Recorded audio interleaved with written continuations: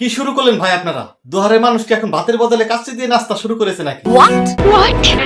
প্রবাস থেকে দুহার নবাবগঞ্জের সার্বিক পরিস্থিতি জানার জন্য ফেসবুকে ঢুকলেই দেখি শুধু কাচ্চি আর কাচ্চি।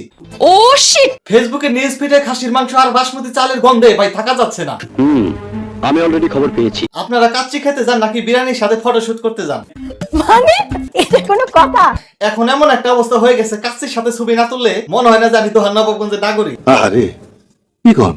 অবস্থা এমন হয়েছে যে কাচ্চির সাথে ছবি না দিলে মনে হয় আপনাদের খাবারই হজম হয় না। তো আজাইরা রোস্ট আমি জীবনেও দেখি নাই। সঠিক বলেছেন। তবে একটা কথা বলি, সবাই তো আপনাদের মতো সামর্থ্যবান না। আমার মনে হয় অনেক কারণ আছে। আপনাদের নিউজ ফিডের খাবারের ছবি এমন অসহায় মানুষের চোখে পড়তে পারে যার হয়তো আজকে ডাল ভাত জোটানোরও ক্ষমতা নেই। আপনারা একটা চেকিং বা ছবি হয়তো অনেক ক্ষুধার্ত মানুষের মনে হাহাকার বাড়িয়ে দিচ্ছে।